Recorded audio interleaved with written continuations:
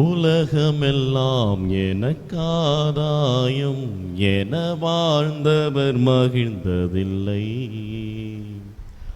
ஆன்மாவே எனக்காதாயம் என வாழ்ந்தால் கவலை இல்லை. இந்த பாட்டு உங்களுக்கு தெரியுமா? யாருடைய பாட்டு? நம்முடைய புனிதருடைய பாடல். அப்ப சேர்ந்து பாடலாமா? 2 லைன் மட்டும். Ready, start. உலகமெல்லாம் எனக்காதாயம் என மகிழ்ந்ததில்லை. ஆன்மாவே எனக்காதாயம் என வாழ்ந்தால் கவலை இல்லை. ஆண்டவர் இயேசுவில் மிகவும் பிரியமான சகோதர சகோதரிகளே, அன்பு இறை மக்களே, அன்பு பிள்ளைகளே, உங்கள் எல்லோருக்கும் புனித பிரான்சிஸ் சவேரியார் அவர்களுடைய பரிந்துரையோடு கூடிய இறைவனின் நிறைவான ஆசீர்வாதங்களை கூறிக்கொள்கின்றேன். இப்போ இந்த 2 லைன் பாடணும் இல்லைங்களா? எங்க பாட்டு கிளாஸ் ஆர்வ கோளாறுல ஆர்வ மிகுதியில் 3வது லைனும் பாடுவாங்கன்னு நினைச்சேன். நீங்க கண்ட்ரோலா இருந்தீங்க, ஏன்னா ஃபாதருடைய பேச்சு கீழ்ப்படுந்தீங்க. அந்த 2 லைன் போதும். அடுத்த லைனும் தானாவே நமக்கு பாட அப்படியே வரும் இல்லைங்களா? ஒரு பாட்டு பாடினா ஒரு அற்புதமான வரிகள். நம்முடைய புனிதருக்கு மிகவும் பிடித்தமான வரிகள். அவருடைய வாழ்க்கையை ஆண்டவர் இயேசுவுக்கு உகந்த வழியிலே நடக்க உதவிய மாபெரும் வழிகள். புனித இஞ்ஞாசியார் அவருக்கு கொடுத்த ஒரு விதை, கிறிஸ்துவின் விதை. அது வளர்ந்து மரமாகி அது நிறைய பலன் தந்தது. அந்த பலன் அது உலகெங்கும் சென்றது. இன்னும் குறிப்பாக நம்முடைய இந்த உப்புலம் பங்கு வரை அது வந்தது. அன்புக்குரியவர்களே, புனித பிரான்சிஸ் சவேரியார் அவர்களுடைய அந்த வாழ்வு, இந்த வார்த்தையை ஏற்ற அந்த வாழ்வு அவரை கிறிஸ்துவின் சாட்சியாகவே வாழ செய்தது. நம்ம எல்லோருக்கும் தெரியும், அவருக்கு ஒரு பெரிய ஆசை, தான் மிகச்சிறந்த ஒரு அறிவாளியாக வேண்டும் என்று, ஒரு மிகச்சிறந்த ஒரு பதவிக்கு போக வேண்டும் என்று. எல்லோருடைய ஆசையும் அதுதான். இந்த சமுதாயத்திலே, இந்த உலகத்திலே ஒரு நல்ல ஒரு இடத்திற்கு செல்ல வேண்டும், நல்ல ஒரு வாழ்வு வாழ வேண்டும். இந்த பிள்ளைகளின் மேல் பெற்றோருடைய விருப்பமும், பெற்றோராகிய நீங்கள் வாழ வேண்டிய ஒரு எண்ணமும் அதுதான். எல்லோருக்கும் ஒரு நல்ல ஆசை, அதுவும் அவருக்கு உண்டான ஒரு ஆசையாக இருந்தது. அந்த ஆசையை தாண்டி அவருடைய உள்ளத்தை ஒரு வார்த்தை பாதித்தது. அதை வாழ்வாக்கினார்.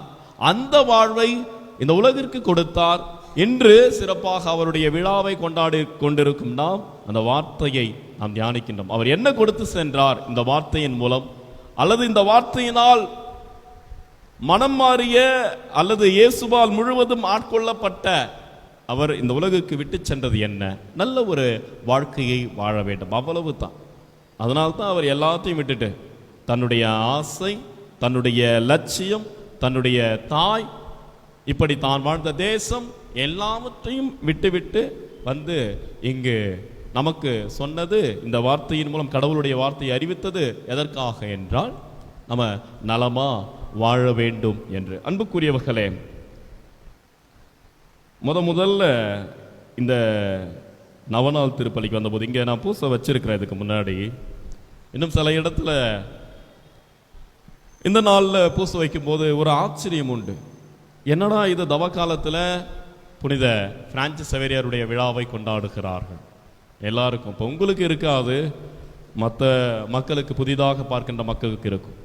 அப்படி முதல்ல இப்போ நானும் பார்த்தபோது எனக்கு அந்த ஆச்சரியம். ஏன், எதற்காக? இப்போ பத்திரிகையை பார்த்தோம், திருவிழா நடக்குது. ஏன் நடத்துகிறாங்க?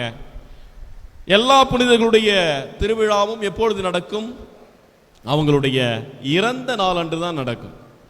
ஏன்னா கிறிஸ்துவ விசுவாசம் என்னவென்றால், ஒரு புனிதர் இறக்கிறார் என்றால் அவர் இறக்கவில்லை, மாறாக விண்ணகத்திலே அவர் பிறக்கிறார். அதுதான் உண்மை, அதுதான் மகிழ்ச்சி, அதுதான் நம்முடைய விசுவாசம். அதை கொண்டாடுவார்கள்.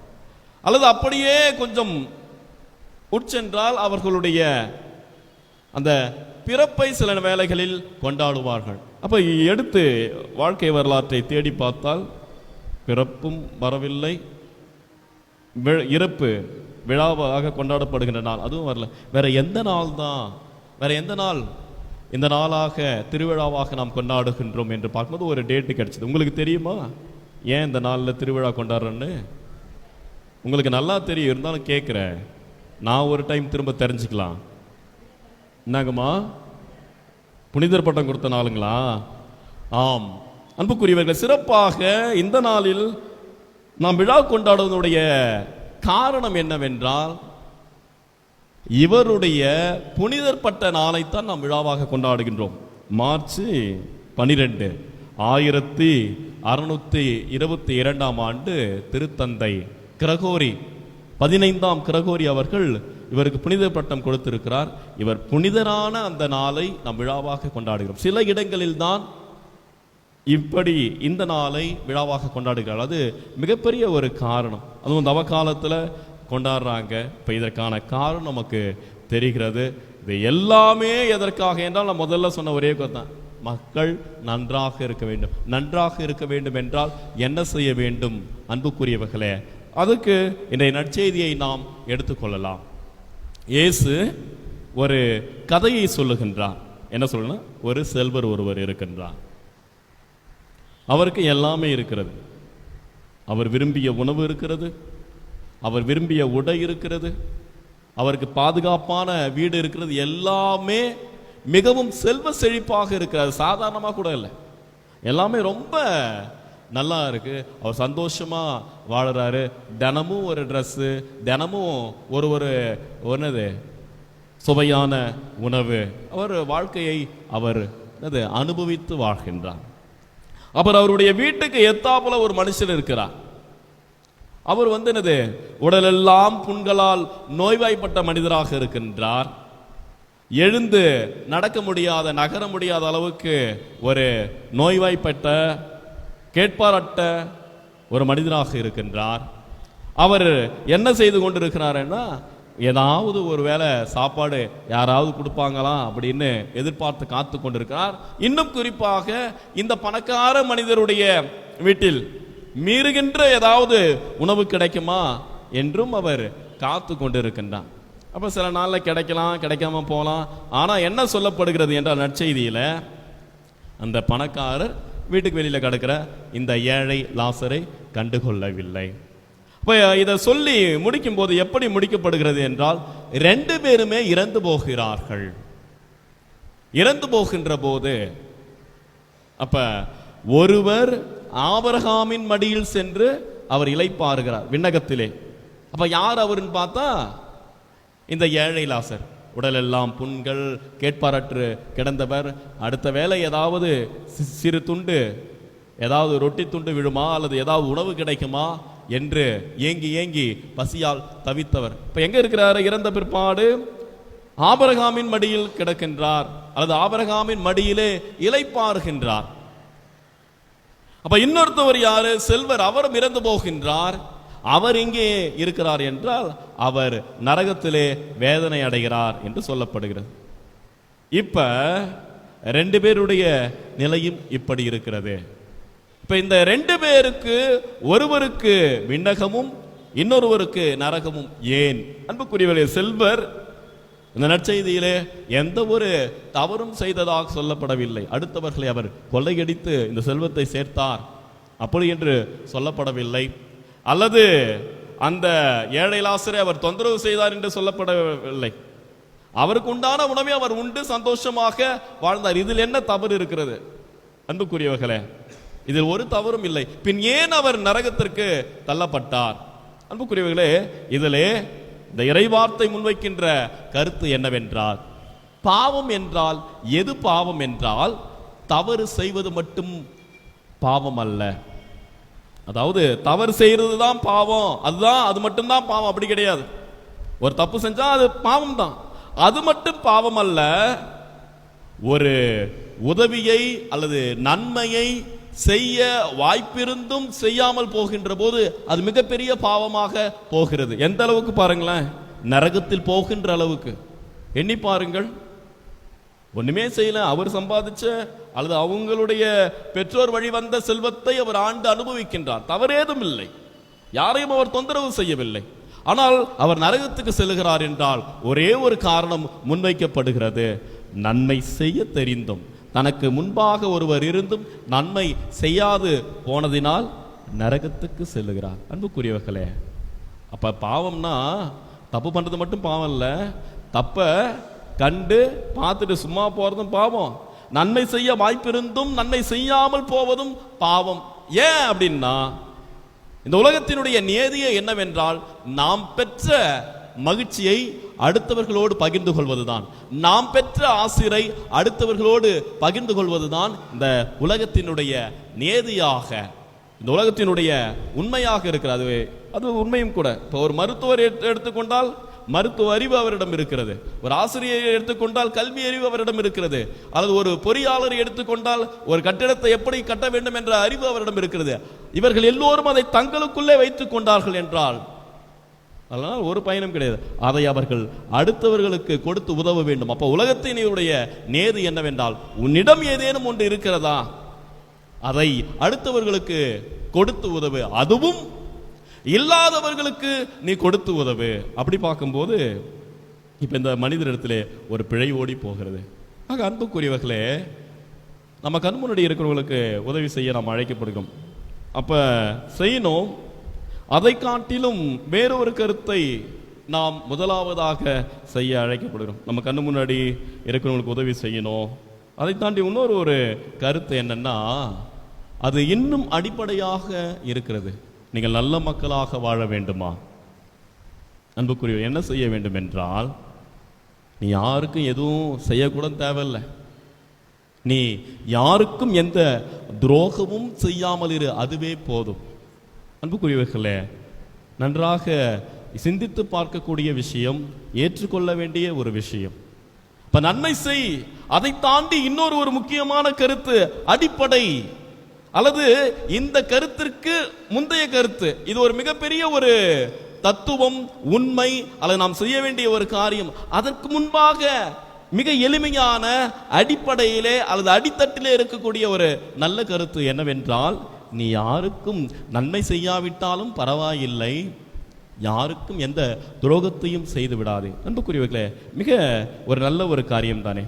நம்ம அடுத்தவங்களுக்கு நல்ல செய்யலாலும் பரவாயில்ல, யாருக்கும் எந்த கெடுதலும் செய்யாமல் இருக்கின்ற போது இந்த உலகத்திலே எங்கும் எந்த ஒரு பிழையும் தவறும் எந்த ஒரு கவலையும் கண்ணீரும் அது இல்லாமல் போகும். அப்ப நம்ம என்ன செய்ய வேண்டும் என்றால், அடுத்தவர்களை நாம் நல்ல எண்ணத்தால் நினைக்க வேண்டும், அடுத்தவருக்கு நல்ல செயலை செய்ய வேண்டும். அன்புக்குரியவர்களே, நல்லது செய்யணும், நல்லது நினைக்கணும். எப்போ அது நம்மளால முடியும்? நல்லா யோசிச்சு பாருங்க. எப்போ நமக்கு அடுத்தவங்க ஓகே, அடுத்தவங்களுக்கு நல்லது நடக்கணும் அப்படின்னு எப்போ என்னால் நினைக்க முடியும்? அல்லது எப்போ என்னால் அவங்களுக்கு செய்ய முடியும்? நம்மக்கிட்ட இருந்தால் தான் செய்ய முடியும். அன்புக்குரியவர்களே, அது உண்மை. இப்போ ஒரு மனிதர் இன்னொரு மனிதரை சிரிக்க வைக்கிறார் என்றால் அந்த மனிதரிடத்திலே மகிழ்ச்சி இருக்கிறது. ஒரு மனிதர் இன்னொரு மனிதருக்கு அறிவை புகட்டுகிறார் என்றால் அந்த மனிதரிடத்திலே அந்த அறிவு இருக்கிறது. அல்லது ஏதேனும் ஒரு திறமையை சொல்லித் தருகிறார் என்றால் அவருக்குள் முதலாவதாக அந்த திறமை இருக்கிறது. ஆக நான் அடுத்தவர்கள் நலமாக இருக்க வேண்டும் என்று நினைக்க வேண்டும் என்றால், அடுத்தவர்களுக்கு நன்மை செய்ய வேண்டும் என்ற ஒரு எண்ணம் என்னில் வர வேண்டும் என்றால், முதலாவதாக நான் அந்த எண்ணத்தை கொண்டிருக்க வேண்டும். அந்த எண்ணம் என்னவென்றால், நான் நன்றாக இருக்க வேண்டும், நான் நன்றாக இருக்கிறேன், நான் நல்லவனாக இருக்கிறேன், நான் என்னுடைய வேலைகளை நலமாக செய்கிறேன். அது எளிய விஷயமா இருந்தாலும் பரவாயில்லை. நம்ம பெரிய காரியங்களை நினைத்து பார்க்கிறோம், பெரிய காரியங்கள் செய்ய வேண்டும் தான். முதலாவதாக எளிய காரியங்களை நாம் நலமாக செய்வோம், அதுவே பெரிய பெரிய காரியங்கள் தான். நீங்க வாழறீங்க இல்லைங்களா, உங்களுடைய வாழ்க்கை, அதை நீங்கள் நலமாக வைத்துக் கொள்ளுங்கள். அப்பொழுது உங்களுடைய உள்ளத்திலே உங்களை பற்றிய நன்மை அது பெருகும், உங்களை பற்றிய அந்த எண்ணங்கள் அது பெருகும். நீங்க நல்லா சாப்பிடுங்க, நீங்க எழுந்திருங்க, உங்களுடைய காலை வேலைகளை முடியுங்கள், உங்களுடைய பணிக்கு செல்லுங்கள், அதை செய்யுங்கள். இது அன்றாடமாக நான் செய்து கொண்டு இருக்கின்றேன், இது நார்மலாக தான் இருக்கு, சின்ன சின்ன விஷயம் சரியாக தான் செஞ்சுட்டு இருக்கீங்கன்னா நீங்க உண்மையாகவே பெரிய மனிதர்கள். உங்களுடைய உள்ளத்திலே நன்மை நிறைந்திருக்கிறது. அப்படி நிறைந்திருக்கின்ற போது நீங்கள் அடுத்தவர்களை எப்படி பார்ப்பீர்கள் என்றால், நல்லா இருக்கணும், அவங்களும் நல்லா வளரணும் அப்படின்னு நினைப்பீங்க. அன்புக்குரியவர்களே, அந்த நன்மையை நீங்கள் உள்ளத்திலே வைத்துக் கொள்ளுங்கள். அந்த நன்மையை நீங்கள் செய்யுங்கள். செய்கின்ற போது வாழ்க்கை நல்லா இருக்கும். அன்புக்குரிய, சில நேரத்தில் நம்மளால் செய்ய முடியாமல் கூட போகலாம், இல்லை மறந்து போயிருப்போம், இல்லை கண்டுக்காம விட்டு இருப்போம். மனித இயல்பு அல்லவா? இதெல்லாம் ஒரு விஷயமா, இதெல்லாம் ஒரு வேலையா அப்படின்னு செய்யாமல் போயிருப்போம். செய்திருந்தீர்கள் என்றால் நல்லது, அதை நீங்கள் தொடர்ந்து செய்யுங்கள். உங்கள் வாழ்க்கையில் எந்த பிரச்சனை வந்தாலும் சரிதான், இல்லை நீங்கள் வேற ஏதாவது பெருசாக யோசிச்சு பார்த்து அதை நீங்கள் அடைய முடியாமல் இருந்தாலும் சரிதான், பரவாயில்ல. ஒரு நாள் நிச்சயமாக உங்களுடைய அந்த நேர்மைக்கும் உறுதியான நல்வாழ்விற்கும் அந்த இடம் கிடைக்கும். நீங்க மாதிரி செஞ்சிருங்க. ஒருவேளை இல்லை என்றால் அது செய்வோம். அதுக்கு தான் இந்த தவக்காலம் சிறப்பாக நமக்கு கொடுக்கப்பட்டிருக்கிறது. நிறைய பேருக்கு நிறைய விஷயம் செய்யணும்னு ஆசையா இருக்கும்.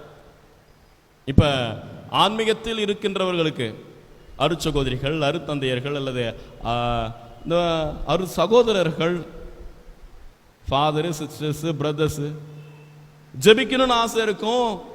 கொஞ்சம் ஜெபிக்க முடியாம போகலாம். குடும்பத்தில் இருக்கிறவங்களுக்கு அப்பா அம்மாவுக்கு நல்ல ஒரு தந்தையா, நல்ல ஒரு தாயா இருக்கணும், பாசமா இருக்கணும், குடும்பத்தை நல்லா வழி நடத்தணும், இருக்கும், முடியாம போவோம். பிள்ளைகள் நன்றாக படிக்கணும். ஏன் அந்த பிள்ளைங்களுக்கு படிக்கக்கூடாதுன்னு ஆசையா, இல்லை எல்லா ஆசிரியர்களும் திட்டுவாங்கன்னு ஆசையா? ஆசை இருக்கு, ஆனால் செய்ய முடியாமல் போகிறது. அல்லது வேறு வேறு சின்ன சின்ன தவறுகளை யார் வேண்டுமானாலும் சரிதான், சின்ன பிள்ளைங்களாம் சரிதான், அல்லது பெரியவர்களாக இருந்தாலும் சரிதான், உங்களுடைய வயசுக்கேற்ற சிறு சிறு தவறுகளை நீங்கள் செய்கிறீர்கள் என்றால் விடுன்னு நினைக்கிறேன், விடமுல்ல. இன்னொரு டைம் செய்கிறேன், அது தெரிஞ்சும் செய்கிறேன், தெரியாமலும் செஞ்சுறேன் அப்படின்னா, அன்புக்குரியவர்களே, அதையெல்லாம் சரி செய்து கொள்ள, நம்முடைய எண்ணங்களை சரி செய்து கொள்ள, நம்முடைய செயல்களை சரி செய்து கொள்ள இந்த தவக்காலம் சிறப்பாக கொடுக்கப்பட்டிருக்கிறது. அதனால தான் சில நேரத்தில் சில ஃபாதர்ஸ் கட்டாயமா எல்லாருமே மாலை போடுங்கன்னு சொல்லுவாங்க. எங்க ஊர்ல அப்படிதான் மாலை போடுங்க சொன்னா பெரியவங்கெல்லாம் போட்டாங்க. சின்ன பசங்க கிட்ட மாலை போட சொல்லி நானே எல்லாரும் கழுத்துல மாலை போட்டுட்டு, நீ என்னது விரதம்லாம் இருக்க தேவையில்லை, கோயிலுக்கு வரணும், பூசைக்கு என்னது முழு பூசல் இருக்கணும், விளையாடக்கூடாது, இதை மட்டும் பாரு, அப்புறம் நீ என்னது சாப்பிடு, ஆனால் மாமிசம் சாப்பிடாத, கறி இதெல்லாம் கொஞ்சம் சாப்பிடாத அப்படின்னு நான் சொன்னேன். ஏன்னா அவன் மாலை போட்டிருக்கான் இல்லையா அவனுக்கு. இப்போ அடுத்த நாள் ஒரு 2 நாள் கழித்து ஆலய வளாகத்தில் அந்த பையன் விளையாண்டுக்கிறான். அப்போ நாம் போகும்போது இப்போ அவர் கூட இருக்கிற இன்னொரு பையன் அவனை பற்றி சொல்கிறான், ஃபாதர் இவனை மாலை போட்டிருக்கான்னு சொன்னீங்கல்ல ஃபாதர், நேற்று தான் ஃபாதர் இவன் கறி சாப்பிட்டான் அப்படின்னா. அப்போ அவன்கிட்ட போய், ஏன்டா நீ தான் மாலை போட்டுக்கிறியே, கறி சாப்பிடக்கூடாதுன்னு சொன்னானே, ஏன்டா அப்படின்னா, இல்லை ஃபாதர் என் ஜோமாலை அறுத்துக்குச்சு அப்படின்னு சொல்லி சொன்னான். புரியுதுங்களா? மாலை போட்டால் என்ன பண்ணுவோம், கழுத்தில் சுப மாலை போடுவோம் இல்லைங்களா? அவர் மாலை போட்டார், 2 நாள் கழிச்சு கறி சாப்பிட்டாரு. காரணம் என்ன கேட்டால், ஜோமாலை என்னது முத நாளே அறுத்துக்குச்சிங்களாம், ஏதோ அங்கேயே மாட்டி அறுத்துக்கிச்சு. அதனால் அவர் 2ஆம் நாளே கறி சாப்பிட ஆரம்பிச்சிட்டார்.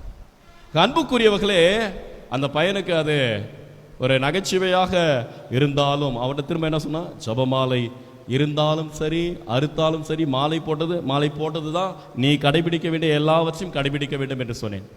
சில நேரத்தில் நம்மளால செய்ய முடியாவிட்டாலும் கூட இந்த ஒரு மாலை அணிதல் மூலம், இந்த குறிப்பாக இந்த தவ காலத்தின் மூலம் நாம் விட்டுவிடுகின்ற செயல்களை உறுதியாக விட்டுவிட இறைவன் நமக்கு ஒரு வாய்ப்பை, ஒரு இன்னுமாக ஒரு வழியை நமக்கு தந்திருக்கிறார். எனவே அன்புக்குரியவர்களே, நீங்கள் இதை கடைபிடிங்கள். இவை எல்லாம் எதற்கு என்றால், ஸ்டார்டிங்கில் சொன்ன மாதிரி தான், இந்த புனிதர் நமக்கு கொடுத்த ஒரு அழைப்பு, இல்லை இந்த புனிதர் வழியாக இறைவன் நமக்கு கொடுத்த ஒரு அழைப்பு, நல்ல மக்களாய் வாழ வேண்டும்.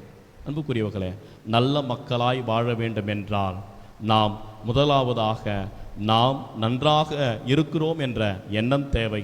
இப்போ நன்றாக இருக்கிறோமா என்று நீங்கள் யோசித்து பாருங்கள். இல்லை என்றால் சரி செய்து கொள்ளுங்கள். நீங்கள் நன்றாக இருந்தால் நிச்சயமாக நீங்கள் அடுத்தவர்களுக்கும் நல்லதை நினைப்பீர்கள், நல்லதை செய்வீர்கள். அப்பொழுது இந்த புனிதருடைய விருப்பம், இந்த புனிதருடைய வார்த்தை நம்மில் நிறைவேறும். அப்பொழுது இறைவனுடைய வார்த்தை நம்மில் நிறைவேறும். அப்பொழுது ஆசீர் எல்லோருக்கும் கிடைக்கும். அன்புக்குரியவர்களே, ஒரு நீட்டு பிரசங்கம் உங்களுக்கு வச்சுட்டேன். ஒருவேளை உங்களுக்கு கொஞ்சம் தொய்வாக இருந்தால் மன்னிக்க வேண்டும்.